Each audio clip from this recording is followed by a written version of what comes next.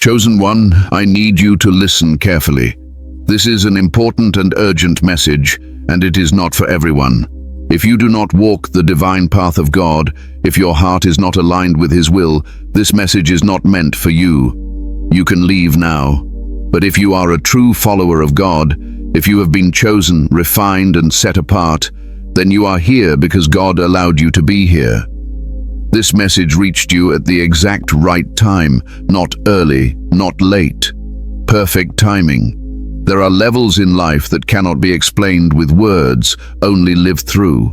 And you, chosen one, have reached a level that others cannot even dream of, not because you are better, but because you were willing to endure, willing to obey, willing to walk alone with God when others walked away. What you carry now cannot be understood by those who stayed comfortable. This message is going to bring clarity to things you have been feeling but could not explain. Stay with me until the end, because what you hear today will settle your spirit and strengthen your mind. Before we continue, chosen ones, give a like to this video, subscribe to the channel if you haven't already, tap the bell icon, and share this message with other chosen ones so they can be part of this enlightenment. And comment 777 in the comments to declare that you are aligned with God's purpose and ready for what comes next.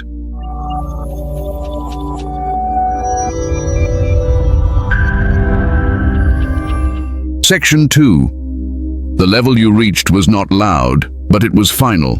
Chosen one, let me tell you something that will calm your mind right now.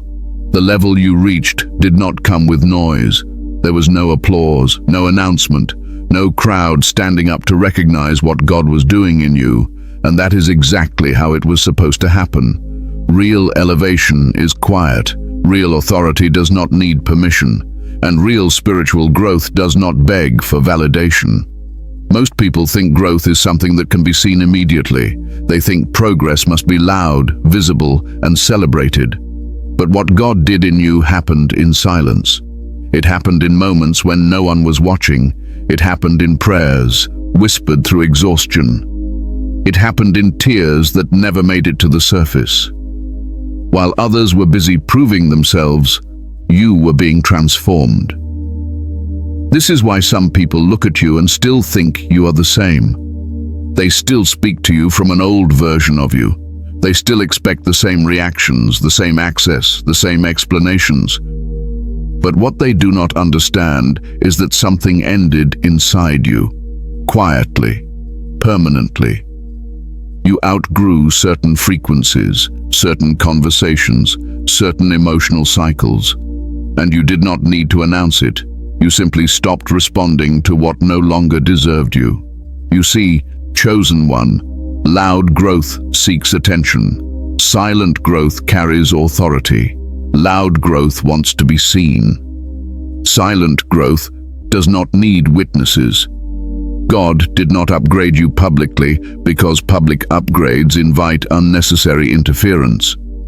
He worked on you privately so that when the change manifested, it would be undeniable but unchallengeable. There is a calmness in you now that did not exist before. Not because life became easier, but because you became stronger. You learned how to sit with discomfort without panicking. You learned how to trust God without demanding timelines. You learned how to move without explaining yourself. That alone tells me you reached a level many will never reach. At this level, you no longer argue to be understood. You observe, you discern, you choose peace over proving a point. That is not weakness, that is mastery. Immaturity reacts, wisdom responds, and spiritual maturity often chooses silence, not because it has nothing to say, but because it understands timing. Some people think you disappeared, others think you became distant. But the truth is you became focused. You stopped pouring energy into places that drained you. You stopped explaining your faith to people who mocked your obedience. You stopped shrinking to make others comfortable. And that shift was not emotional, it was spiritual. This level you reached did not come from ambition, it came from surrender. It came from letting God strip you of illusions, attachments, and expectations. It came from realizing that not everyone deserves access to your thoughts, your plans, or your prayers. When God matures you, He does not add noise. He removes it. That is why your circle got smaller. That is why your voice got calmer. That is why your reactions slowed down. These are not signs of withdrawal. These are signs of depth. Depth does not rush. Depth does not compete. Depth does not need approval. You may have noticed that you do not crave attention the way you used to. You do not need to announce your pain. You do not need to showcase your progress. You are content letting God be the only witness. That is not indifference. That is alignment. Chosen one, when God takes you to a higher level, He often does it quietly because noise attracts the wrong spirits. Silence protects the work. The enemy cannot attack what he cannot detect.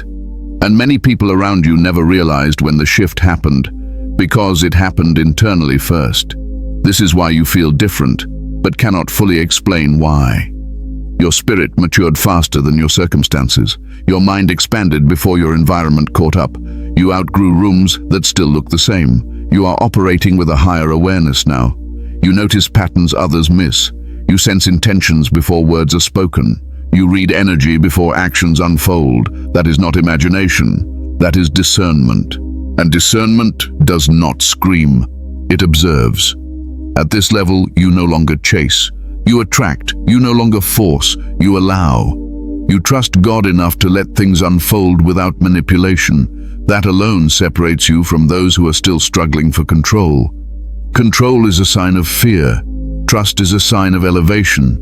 Some days you may wonder why you feel disconnected from the noise of the world, why drama exhausts you, why shallow conversations drain you. That is because your soul is no longer wired for survival mode.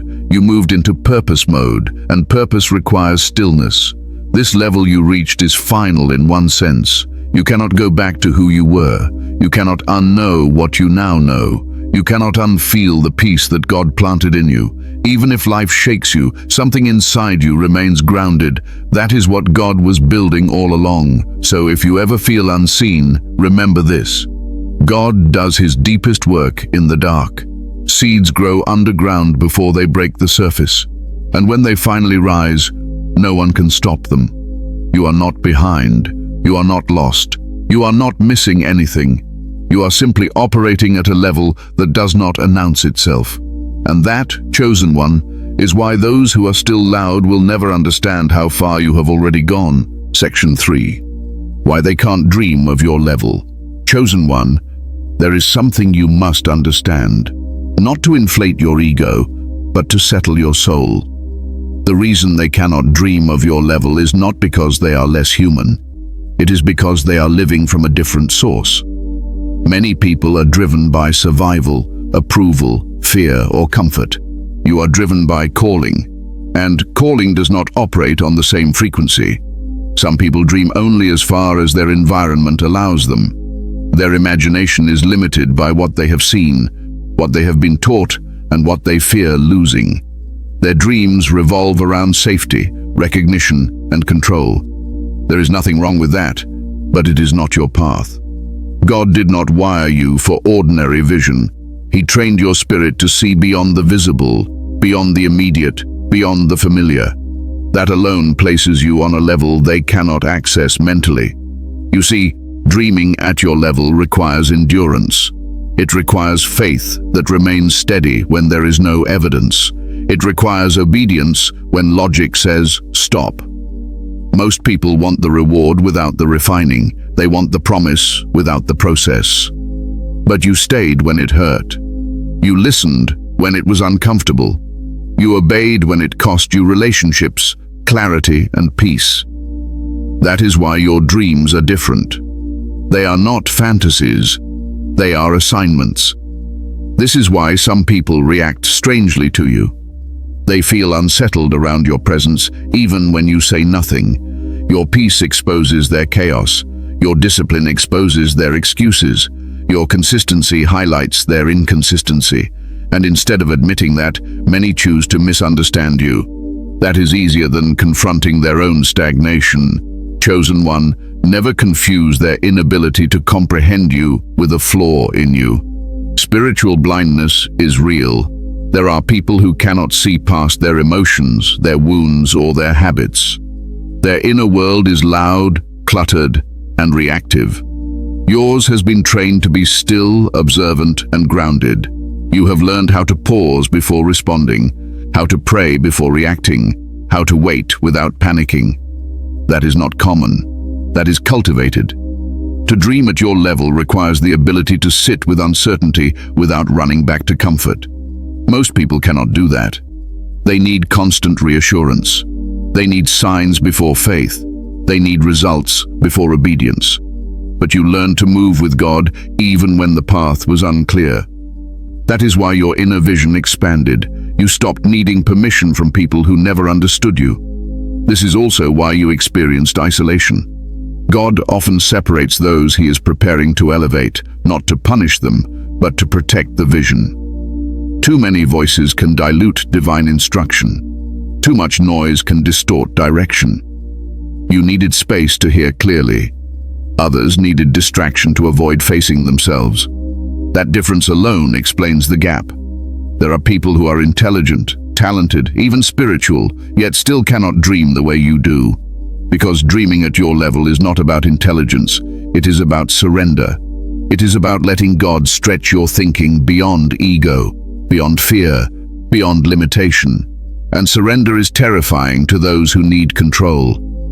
Some people only dream within the boundaries of what makes sense. You learned to trust God beyond sense.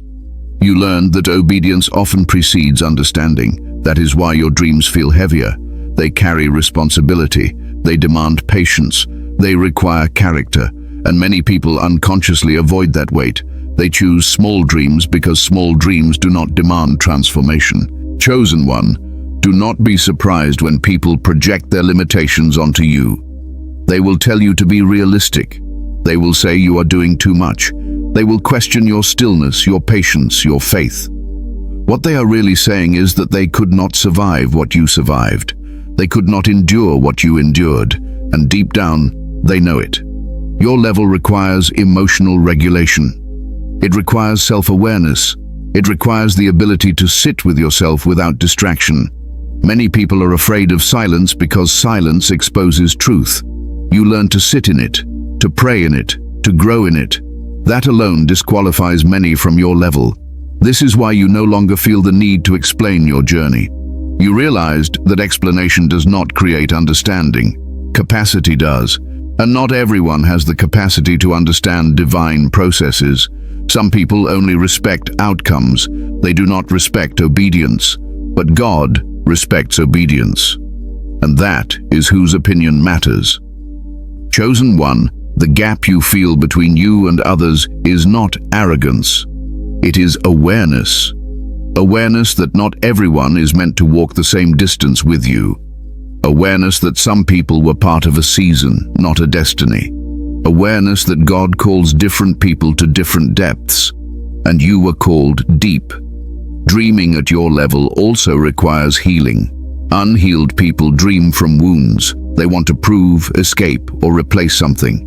You learned to dream from wholeness. You no longer need to prove your worth. You know who you are. That is why your dreams are not loud.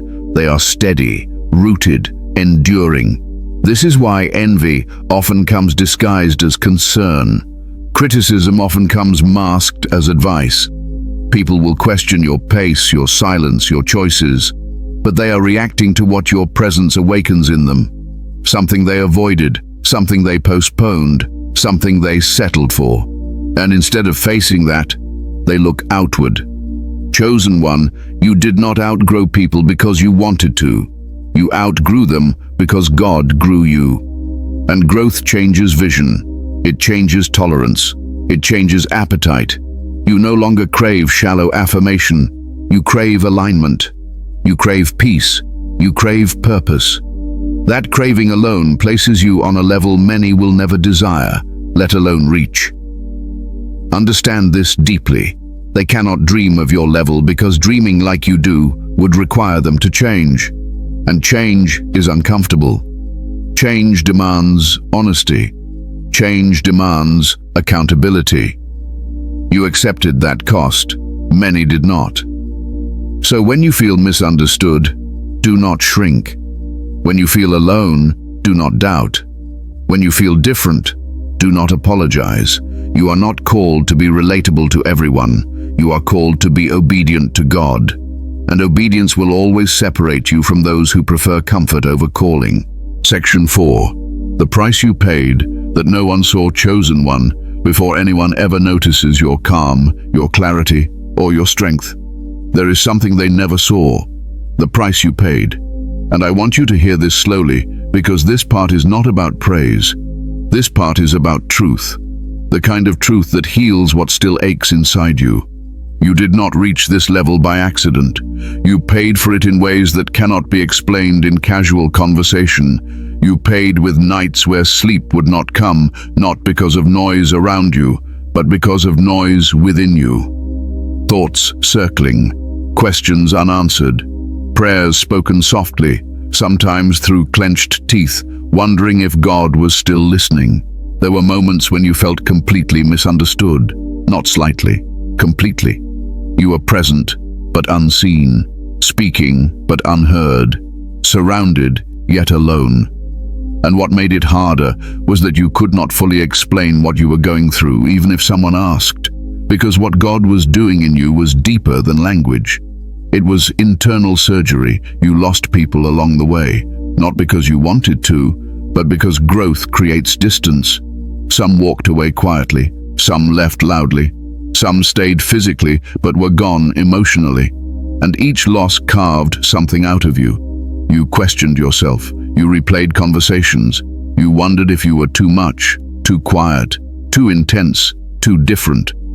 But the truth is, you were becoming. There were seasons when obedience felt like isolation, when doing the right thing cost you comfort, when choosing peace meant letting go of familiarity, when faith demanded patience and patience demanded endurance. You watched others move ahead in ways that looked easier, faster, more celebrated, and still you stayed on your path. That choice alone cost you more than anyone knows. Chosen one, you carried burdens in silence. You smiled when your spirit was tired. You showed up when you felt empty. You held yourself together when everything inside you wanted to collapse. And you did it without applause, without reassurance, without guarantees. That kind of endurance is not common. It is forged.